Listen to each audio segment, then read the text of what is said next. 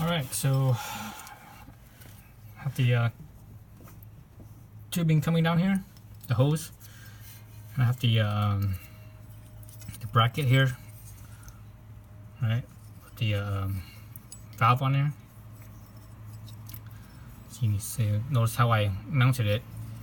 I spent at least half an hour on this thing, fiddling around with it. At first I had it like so, and I didn't quite like the way that it was like this. I felt like it this right here, it was out too far. I'm not sure if the tire would hit this and rub or not. And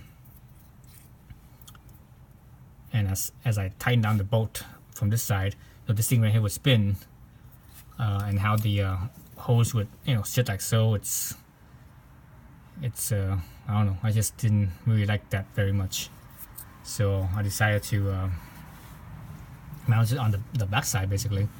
So I'm mounting it in like this. So you see that? See how the bracket is right there? I'm mounting it like this, and look at the orientation of how the clips here is.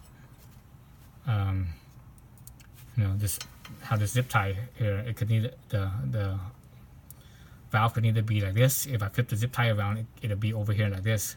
So it moves quite a bit. It moves from the outside of here. It'll move all the way over to here. So it'll easily move almost a couple inches, maybe like an inch and a half or so.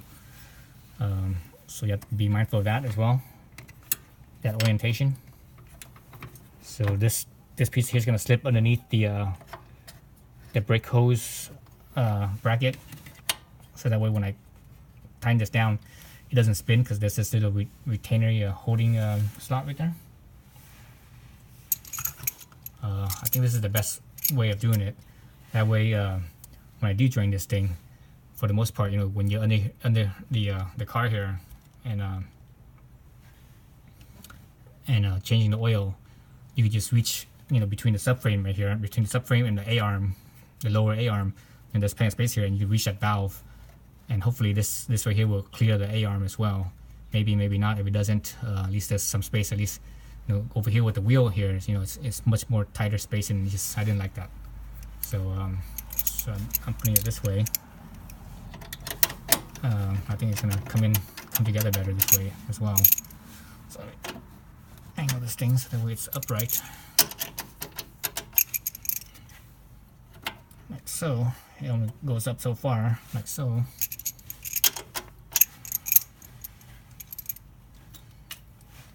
This is a 12mm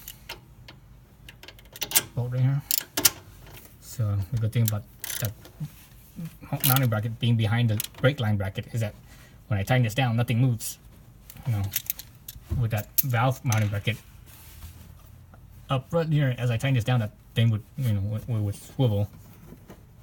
So here, the main concern I have here is this hose getting cut by this by the subframe right here, where the upper AR mounts. So you see that?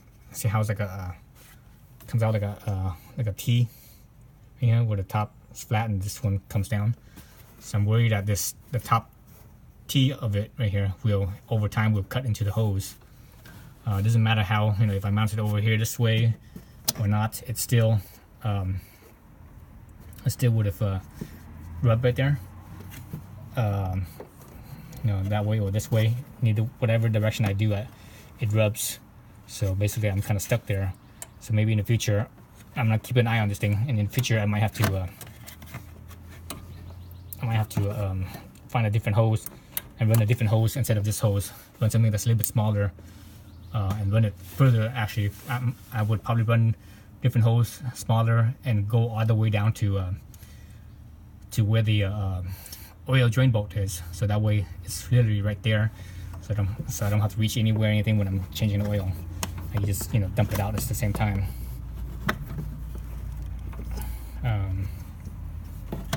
So this is gonna go in like so. I don't like this zip tie mounting bracket they have. The zip tie they have is it just sucks. It doesn't work very well. It's like it doesn't really hold that. It doesn't hold that drain valve on very well at all. It slips and slide. So that's kind of goofy.